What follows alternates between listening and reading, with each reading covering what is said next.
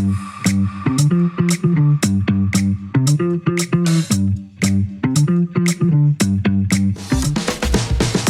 everyone, welcome to Three College Idiots podcast.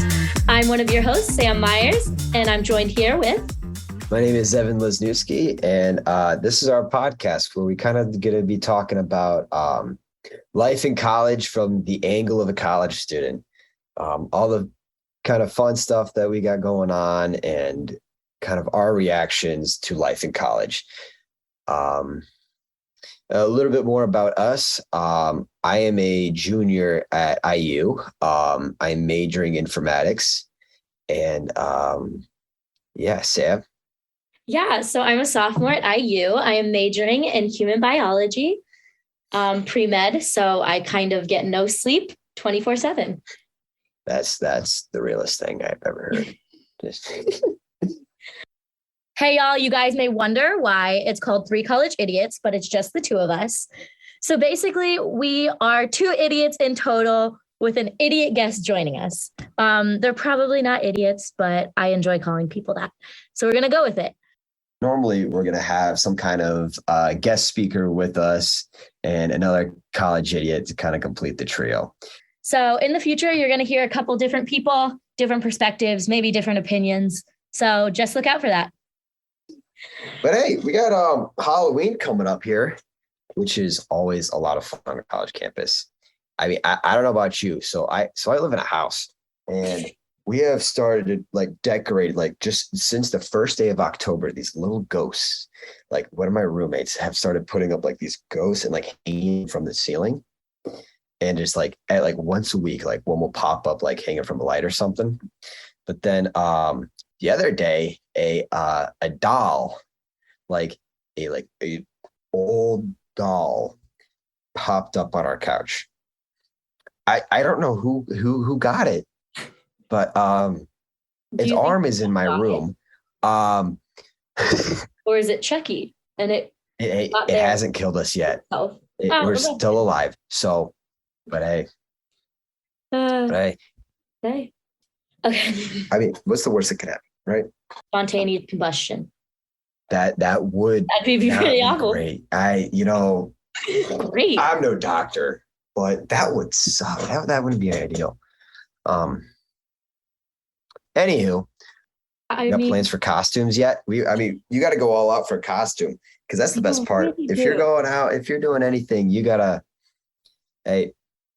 good costume. No one's too cool for a good costume. Gosh. For sure. So I like being the person who does a funny costume. So I am planning on going as Sexy Pitbull for one of the parties. So that'll be pretty fun.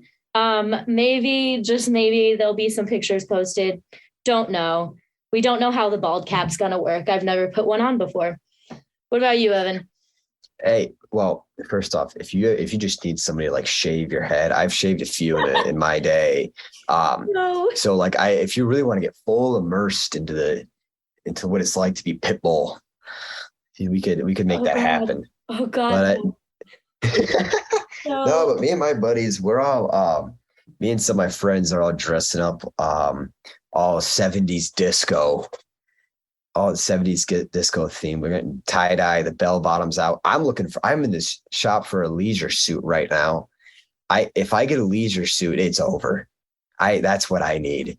I need to get myself a leisure suit. But yeah, we're doing that for one of them. And then I got a couple backups. Anywho, okay, side note, can I ask you really quick? Yeah. You were saying you've shaved heads, right?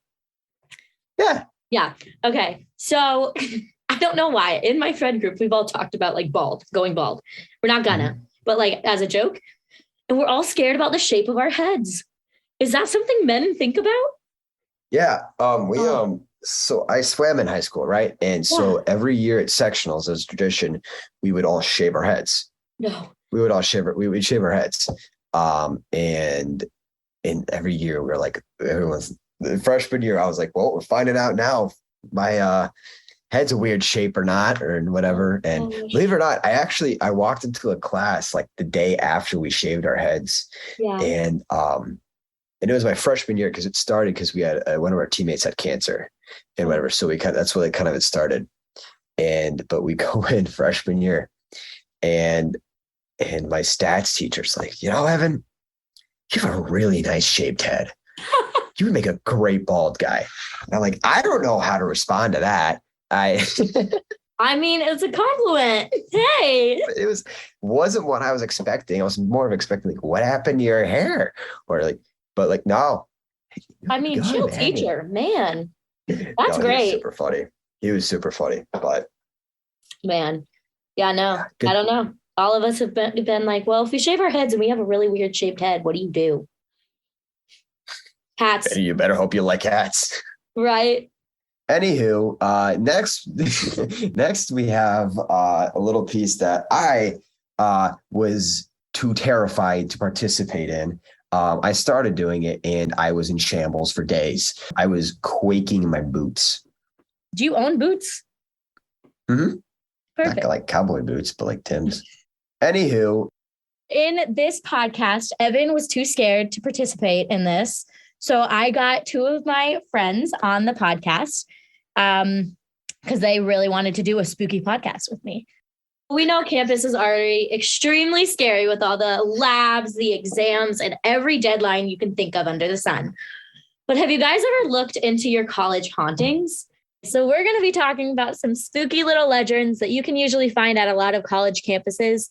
If you're going off to college and you kind of find these fun, I would suggest looking them up because honestly, it makes me really happy to hear all these on my campus. They're just so funny and sometimes scary, but I enjoy scary stuff. So we're just going to have a couple today. We're going to have some different universities brought up, maybe some personal experiences. So listen in. So first things first, we should probably establish whether we're believers or not in like the paranormal, ghosts, spirits, whatever it is. Okay, so I am totally at one side. I 100% believe in ghosts. There's something paranormal going on in this world. Also, like in 5th grade, I thought I saw a ghost. It could be a ghost story, could be sleep paralysis, kind of up to you guys to decide. So in 5th grade, it was like at like 3 a.m. or something like that. And I turned over and there was this like old woman, really tall, in like a black dress with like a nursing apron on. And I was like, that's weird. She had gray hair. It was up in a like tight bun, kind of like what you'd see on a dancer. And I was just kind of like, this is kind of creepy, but I'm gonna be nice because I was raised to be polite. So I was like, hi, how are you? I got nothing. I was like, maybe she doesn't want to talk. And so for some reason, I wasn't as scared as like you'd think I was. Again, could have been sleep paralysis. And I turned my eyes to look at the power strip that was coming out of my outlet. And out of my outlet, there were flies flying out of it. I was like, that's really weird. And then I just turned around and went back to sleep.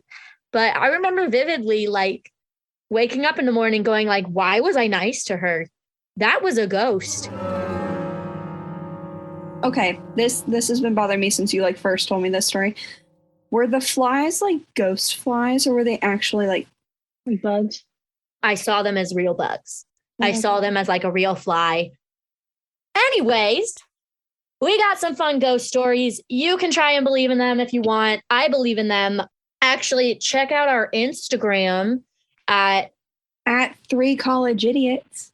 We're going to have a great picture of me standing next to one of our haunted paintings at the university I go to. Ever since I stood and got a picture with it, I have smelled pumpkin. You will understand that as the story progresses. I hope. If we're good storytellers, you will. So I can get someone else starting off with their stories. If anyone wants to go first with spooky story time. Okay, I'll go ahead. I go to a small private college, and our campus is full of historic mansions and old buildings.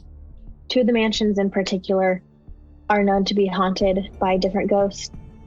One of them was owned by this super rich CEO, and he had these massive libraries, I guess, in his mansion, full of books. It was pretty cool. But he unfortunately passed away from like pneumonia while he was living in the house. And different custodial staff and people that work in that building always talk about they'll find books that are out of order that weren't that way when they left for the night, or just like certain items throughout the mansion that are just completely misplaced with zero explanation. And the current story is that the ghost of this man goes around at night and moves stuff around because he doesn't like how, I guess, the university has placed them. And in that same building, actually, there's a basement. I've never gone in because I'm scared, but there is a basement that used to have a swimming pool. And in this swimming pool, I don't know if it was a baby or a little girl, but a little girl had unfortunately drowned in that swimming pool. And to this day, again, the staff that works in that building claim to hear these terrible screeching cries for help at very random times, and they attribute that to the girl that drowned down there. And after hearing that, despite having a class in that building, I made sure that I never went down there. The only bathrooms in that building were in the basement, and I did everything I could. I would use the bathroom before class because I was not going into that basement. I was not going to get haunted today. She's telling the truth. I visited her on campus before, and I want us to go in the basement, and she just like, no, I'm you're in. going down there. I'm in. No, I'm We'll both scared. come visit you, and we'll go. You can go down outside alone. and wait for us to die. We'll have to like Exactly. GoPro video it and post it on Instagram if anything happens. We'll do a TikTok. Exactly. Yeah. I think so. Do they? I'm too scared. Is it still a swimming pool in the basement? I don't think so. I think it was filled in after that incident. Okay. So it's just, well, I assume it's just a basement now, no pool. But again, There's some bathrooms. I'm not going to go check. What I don't get what's up with people in pools and basements. Clearly, it's a bad idea. Just keep it outside. For real though. Okay, well, I can read my next ghost story. So this one is from Western Kentucky University. WKU. This can be found on their website, and it says from their website that it's excerpted from Chris Hutchins' article, Thrill on the Hill, Ghosts, Spooks, Haunt Western. This one is apparently one of their lesser-known ghost stories about the ghost of Pierce Ford Tower. It says, the details are unclear, but the story goes something like this. There was a male resident who never showered on his floor, opting to go several floors up or down depending on the source of who's telling. As the legend goes, one day the towel-clad student emerged from the bathroom and walked to the elevators. He pushed the button, waiting for the doors to open, stepped in, and plummeted 20 floors to his death. The elevator had malfunctioned. They say every year on the day of his death, his wet footprints inexplicably, that's not how you say that word, inexplicitly reappear and make their ghostly trek to the elevators. So a little creepy, but... Okay, I'm going to be honest. With that story, if that happened here, like we'd get a group me notification immediately being like, hey, yo, who just got out of the shower? Clean up your feet marks. Like, I know feet marks is not what I was supposed to say. I should have said Footprints. footprints, but. So this is like pre-group me. Yeah. So when you actually had to call people out in person. Yeah. Okay, so my story involves the tutor room at my university's Memorial Union. So this is kind of where all the students go to study. We got food places. It's pretty sick. But the tutor room is this cool little room that's pretty fancy. You usually go there for like lunch or dinner with your parents, or like I attended a banquet recently about it. So the tutor room has some pretty weird decorations, from like tapestries to like old paintings, stained glass windows, bougie, but old looking. Weird laying statues in the corner of the room. Yes, very odd. Weird vibes. So in one of these pictures, it's called Halloween. That is the title of the painting. There's this little boy named Jacob who's holding a pumpkin jack-o'-lantern, pretty much. And there's like these stories surrounding this painting that once everyone has cleaned up and everyone is gone from the union, he will mess up things in the tutor room. From like moving chairs to anything he really doesn't want that way, he messes it up. Check out our Instagram. We will have a picture of me with this this painting. Creepy. Jacob and I are friends now because I think he follows me around. But that's why I be smelling pumpkin. I swear. I'll smell it and no one else smells the pumpkin. But he's there. We got a lot more dangerous hauntings on my campus. And I'm sure you'll hear those from Izzy because she likes the scary ones. So I'll throw that over to you, Izzy. This one is about Owen Hall, which is a building on our campus. And it used to be home to the Department of Natural Sciences, where students used to like visit the dead bodies and take them apart and do anatomy, stuff like that. So there were a lot of cadavers in Owen Hall. And there were, I think they're called dumbwaiters, basically just elevators that lift the bodies up multiple levels, which according to this article, it used to cut people's limbs off accidentally. So just in the elevator, they would just fall off, I guess. I don't know. But it says that so many arms have been cut off that Owen Hall has been rumored to be haunted for years. People reported cold spots and floating objects. However, nothing has been confirmed until the early 20th century when a young girl was terrorized within Owen Hall. So basically, she was a nursing student that was not very liked by her peers. And so they thought she was stuck up, scared of her, we don't know, whatever. They were just judgmental and mean.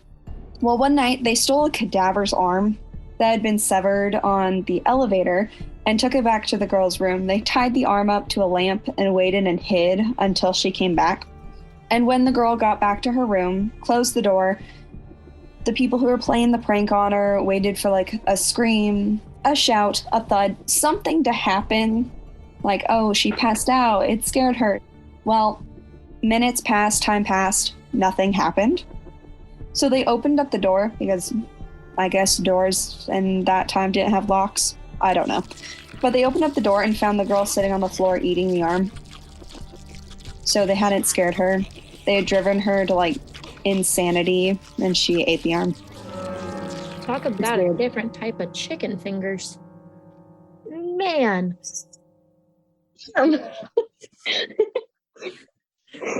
Oh, that's scary. Yeah, I have to say, I'd be scared. creepy. I don't really want to go into that building anytime soon because I don't want to see some ghost eating an arm. But yeah, cold spots. I would say the ghost eating an arm is even creepier than the cold spots, but gotta be a weird one. So Moving on. moving on from arm eating ghosts. I said that right, yeah. So my next story is gonna be from the University of Toronto. I just found this looking up on Google, top universities. So along with Emily's private university, they also have a mansion on campus. Yeah, it's known as a haunted mansion. So this mansion called Christie Mansion was the site of an illicit love affair and untimely death in 1870. So the mansion's owner, Robert Christie, was a rich businessman who actually kept his mistress hidden in a secret chamber behind the library. So this library, the secret chamber in there, is known as the infamous Room 29. You can actually go see it. So Christie's mistress hung herself from the rafters with her bed sheets after being locked in infamous Room 29 for so long. The poor captive's fate continues to inspire a lot of tales of hauntings and mysteriously locked doors that can be found throughout the library at the University of Toronto. Okay, well, I can read my next ghost story.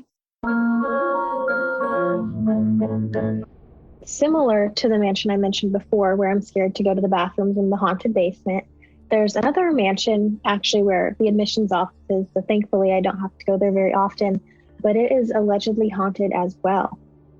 The owner of this mansion passed away for unknown reasons, I guess, and he still haunts the halls to this day. And I guess he's not as nice as the ghosts in the other mansion, where they just kind of scream or move things around. He's known to very loudly stomp around and make the sound of like jingling keys.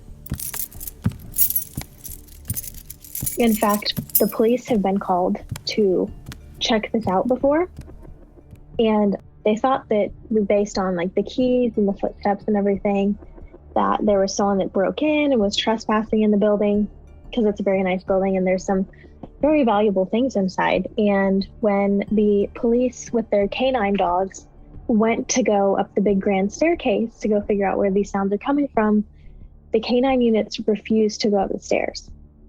And they never really got the dogs to go up there. So I guess they just kind of like let the ghost be and let it stomp around and be angry because everyone's kind of scared of it. That's so Dang. interesting. Yeah, there's all Right? this talk like that animals and I think also babies can Mhm. see like things that we as adults can't see. So there's all like the creepy stories of dogs going berserk or cats hissing at a corner in someone's house. And my brain is like, all right, when I get my own place to live, I want to get an animal so they can check it out for me. I completely agree. I'm convinced that our dogs know that there's a ghost in our house right now because they're always staring at certain Yes. parts of the house and like nothing will make them look away. Okay, on to our next story. Oh, yes. Okay. So if you're from the US, you are probably familiar with the University of Alabama. And if you're into football, you are totally familiar with the University of Alabama. So, American football. if you are into American football, you probably definitely know what the University of Alabama is. So, little do some people know that the University of Alabama used to be a military academy created in 1860 to train Confederate soldiers during the American Civil War. So, a couple of these buildings actually have survived since then and still are on campus, and many say harbor a lot of that paranormal activity. And there's actually this one story that I remember was when it was actually a university and there were still like Confederate soldiers there.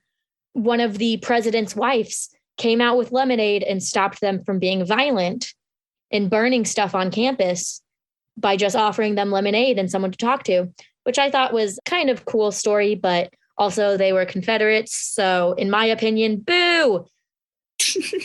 So there's a lot of alleged ghosts of the University of Alabama. There's one cool story that includes like a tall Confederate soldier that would lurk around something called Jason's Shrine, or like otherwise known as the Roundhouse. And this is exactly what it sounds like. It's a little house that is round. Wow.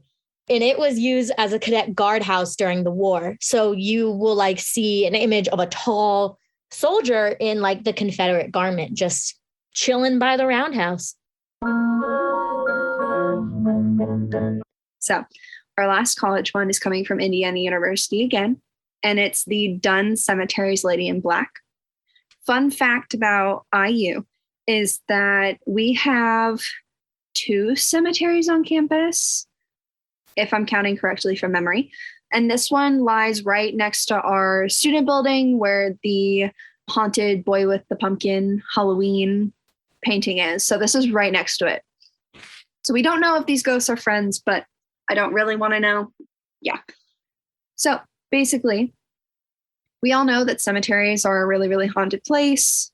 They creep some people out. I know when Sam and I drive by them, we hold our breath in order to like respect the dead and not have them follow us home. So very superstitious, but always fun.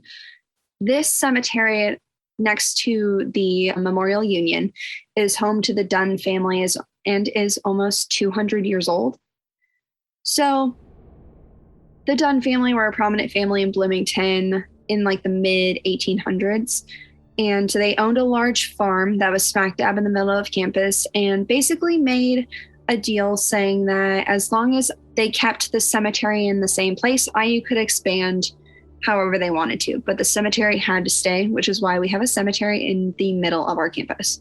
So basically, there is a ghost that they call the Lady in Black that is believed to be a member of the Dunn family buried in the cemetery, that her name was Agnes, and she tended to soldiers during the Civil War times.